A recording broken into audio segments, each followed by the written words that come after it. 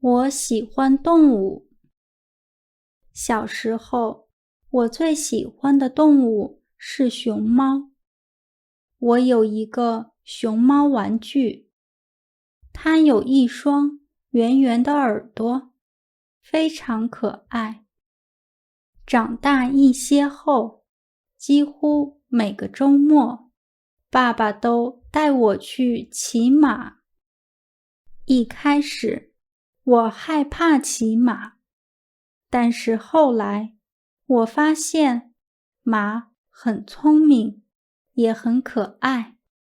学骑马虽然不容易，但是其实也没有我想的那么难。慢慢的，我喜欢上了骑马。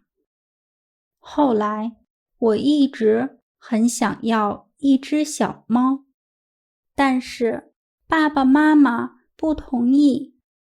他们认为我还太小了，不能照顾好它，所以我一直没有机会养猫。长大后，我终于有了一只可爱的小猫。我是在一个雨天遇到它的。我记得那天还刮着大风。它在一个盒子里面，盒子里有一个牛奶瓶，瓶子是空的。它头上有一把伞，可能是刚才经过的人留给它的。多么可怜的小猫啊！妈妈说。就这样，小猫被我们带回了家。我叫它小雨。小猫刚来我家的时候，我不知道怎么照顾它，不清楚它应该吃些什么，或者平时应该注意些什么。我阿姨养过猫，如果有问题，我就打电话问她。过了一段时间，小猫终于习惯了在新家的生活。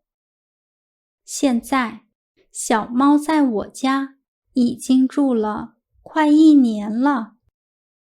我每天都小心地照顾着它。它已经长大了不少。我们也成为了很好的朋友。我喜欢动物。小时候，我最喜欢的动物是熊猫。我有一个熊猫玩具，它有一双圆圆的耳朵，非常可爱。长大一些后，几乎每个周末，爸爸都带我去骑马。一开始，我害怕骑马，但是后来我发现马很聪明，也很可爱。学骑马虽然不容易，但是其实也没有我想的那么难。慢慢的，我喜欢上了骑马。后来，我一直很想要一只小猫，但是爸爸妈妈不同意，他们认为我还太小了，不能照顾好它，所以我一直没有机会养猫。长大后，我终于有了一只可爱的小猫。我是在一个雨天遇到它的。我记得那天还刮着大风。它在一个盒子里面，盒子里有一个牛奶瓶，瓶子是空的。它头上有一把伞，可能是刚才经过的人留给它的。多么可怜的小猫啊！妈妈说。就这样，小猫被我们带回了家。我叫它小雨。小猫刚来我家的时候，我不知道怎么照顾它，不清楚它应该吃些什么，或者平时应该注意些什么。我阿姨养过猫，如果有问题，我就打电话问她。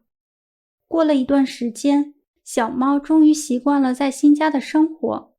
现在，小猫在我家已经住了快1年了。